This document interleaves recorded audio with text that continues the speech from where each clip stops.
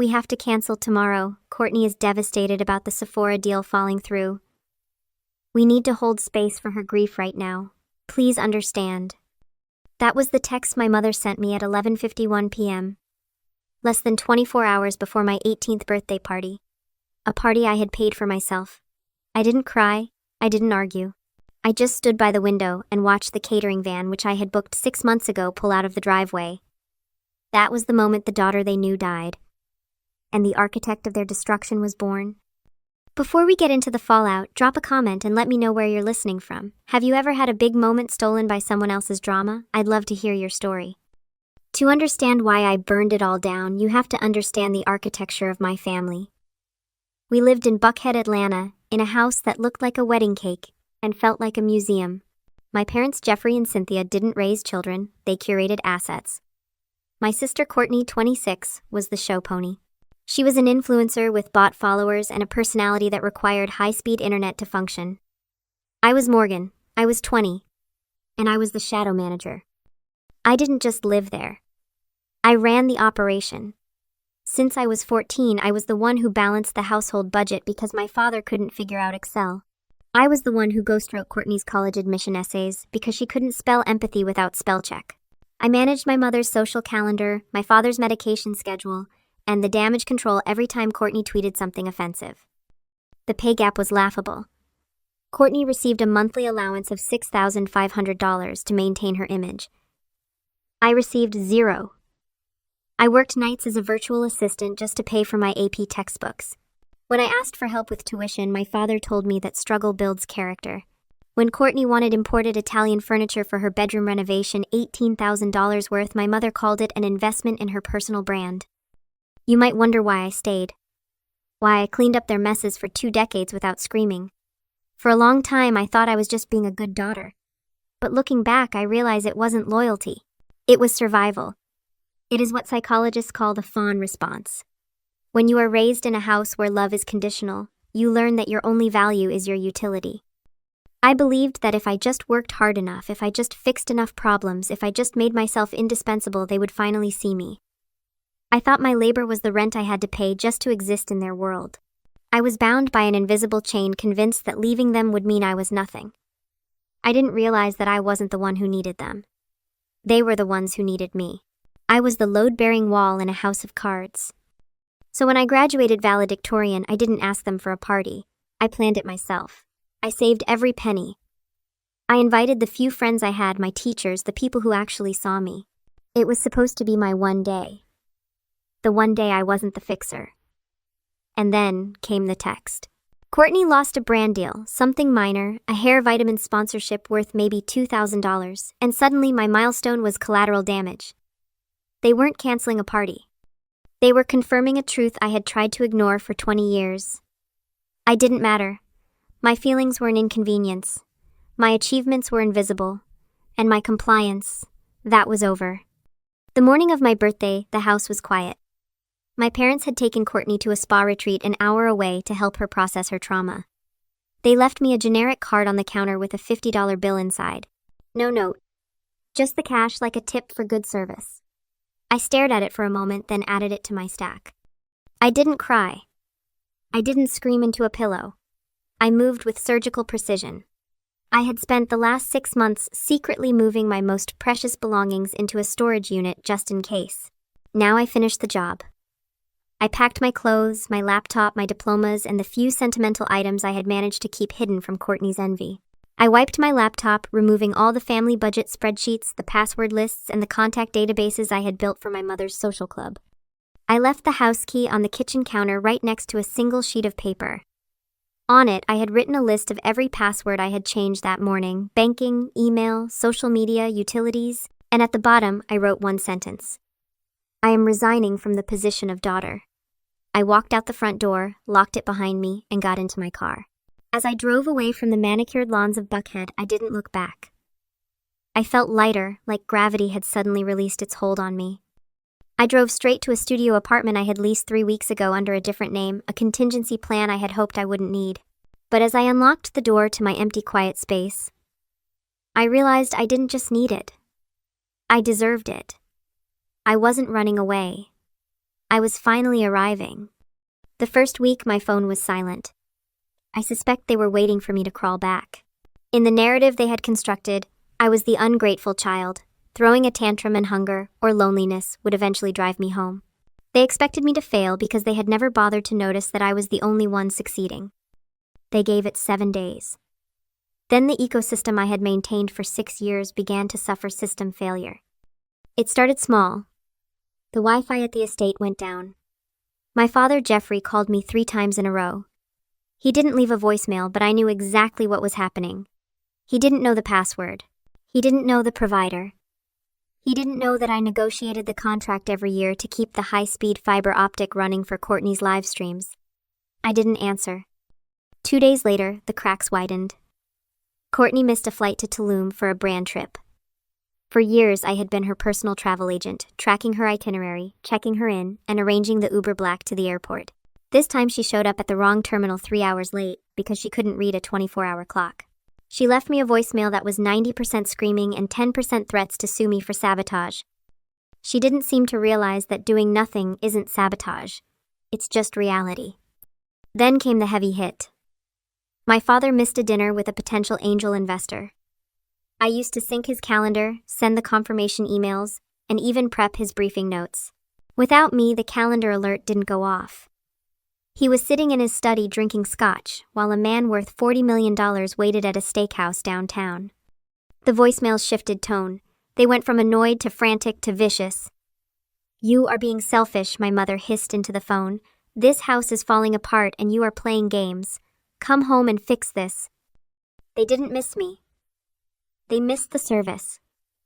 They missed the infrastructure.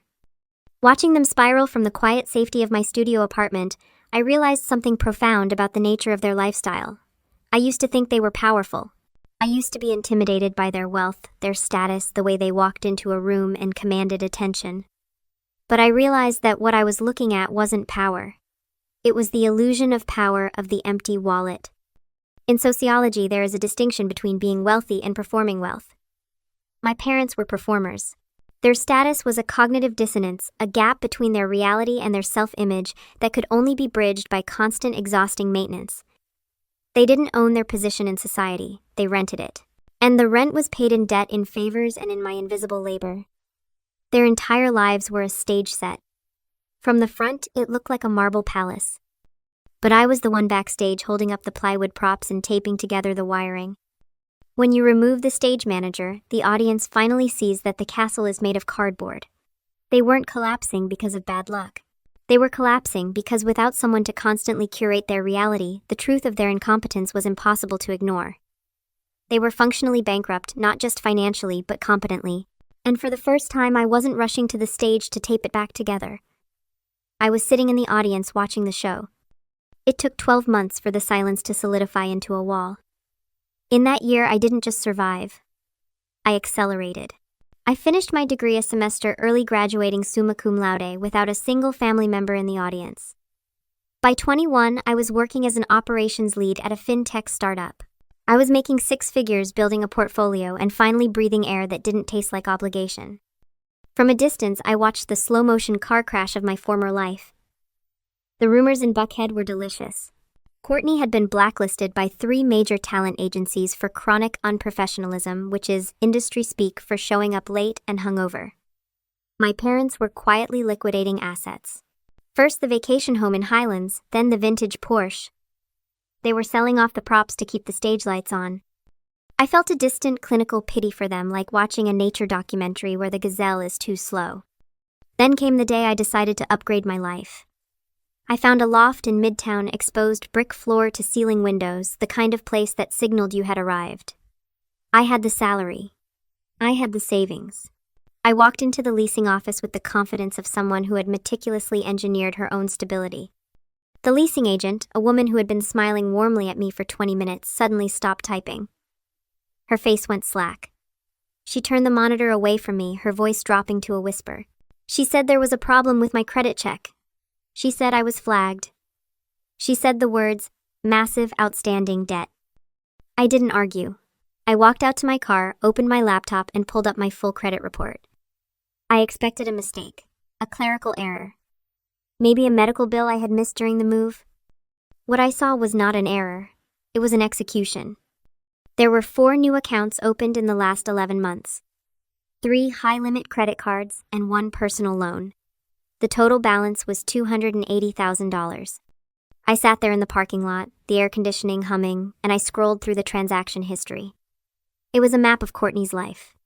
There were charges for the influencer retreat in Tulum that she had posted about. Charges for the wardrobe overhaul she claimed was gifted by brands. A lease down payment on a G-Wagon she said she was test driving for a partnership. The dates lined up perfectly. They started 3 weeks after I left. 3 weeks after I cut off the supply of my labor, they had decided to harvest the supply of my credit. They hadn't just stolen my money. They had stolen my identity to subsidize their delusion. I knew exactly how they justified it. In their minds, this wasn't theft. It was reimbursement. They believed I owed them this. They likely told themselves that raising me, feeding me, and housing me came with a price tag, and since I had resigned from my duties, they were simply collecting the back pay. I wasn't a daughter to them. I was a diversified asset class, and they were liquidating me to keep the golden child shining. I closed the laptop. My hands weren't shaking. My heart wasn't racing. A cold, metallic calm settled over me. This was no longer a family dispute. It wasn't about a canceled birthday party or hurt feelings. They had crossed the line from toxic parenting into federal crime. They had bet on my silence. They had bet that I was still the fawn, the fixer, the girl who would swallow poison to keep them warm. They bet wrong. I picked up my phone and dialed a number I had saved for emergencies. I didn't call my mother. I didn't call my father. I called a forensic accountant. I hired a lawyer, a woman named Helen, who specialized in family fraud. She was expensive, but I wasn't paying with my parents' money. I was paying with my own. The process was surgical. We compiled the evidence, the credit reports, the unauthorized signatures, the timeline of my departure versus the account openings. Helen drafted the lawsuit. It wasn't just a cease and desist. It was a formal complaint filed in civil court for identity theft, fraud, and emotional distress. We didn't send a warning text. We served them. A process server walked up to the front door of the Buckhead estate on a Tuesday morning, just as my father was leaving for the office. I wasn't there to see it, but I can imagine the scene. The confusion. The denial. The realization that the invisible daughter had just become the most visible threat in their lives. The fallout was immediate and nuclear. My phone exploded, but I didn't answer. I let it ring. I let the voicemails pile up. "Morgan, this is insane," my mother sobbed into the recording. "We were just borrowing it. It's family money. You can't sue your own parents." But I could, and I did. Because the lawsuit was public record, it didn't stay quiet. In Buckhead, gossip travels faster than light. The news that the prominent Jeffrey and Cynthia were being sued by their own daughter for nearly $300,000 in fraud hit the country club circuit like a bomb. Investors pulled out of my father's business, citing instability. The social invitations dried up. They were radioactive. The empire didn't just crumble, it disintegrated. 2 weeks later, my intercom buzzed. The doorman told me my parents were downstairs. I told him to let them up. They looked like ghosts. My father, usually so impeccably dressed, wore a suit that looked like he had slept in it. My mother's face was swollen from crying. They stood in my loft, surrounded by the evidence of my independent success, and they looked small. "Please," my father said, his voice cracking. "Please, drop the lawsuit. We'll lose everything. I could go to jail." I looked at them, really looked at them for the first time in years. I expected to feel anger. I expected to feel triumph. I had imagined this moment 1,000 times, the moment they would come crawling back, begging for mercy. But standing there watching them weep in my living room, I didn't feel triumphant. I felt nothing. It wasn't hate. It wasn't love. It was a profound, quiet indifference. It was the peace of the scapegoat who has finally walked out of the wilderness. I realized then that the opposite of love isn't hate, it's indifference. Hate means you still care. Hate means they still have power over you. Indifference means you are free. "I won't drop the lawsuit," I said. My voice was calm, steady. "But I will offer you a settlement." They looked up, hope flickering in their eyes. You will liquidate the house, I said. You will sell the cars. You will sell the furniture. You will pay off every cent of the debt you took out in my name immediately. You will sign a confession admitting to the fraud so that my credit report is cleared. And you will sign a no-contact order. If you ever try to contact me again for any reason, the deal is void and I will press for criminal charges. My mother sobbed. But where will we live? What about Courtney? That, I said, is not my problem. They signed. They had no choice. 6 months later, I drove past the old house. There was a sold sign in the yard. A moving truck was in the driveway. I watched from a distance as my parents loaded boxes into a rented U-Haul. Courtney was sitting on the curb looking at her phone, probably trying to find someone to blame. I didn't stop. I didn't wave. I just kept driving.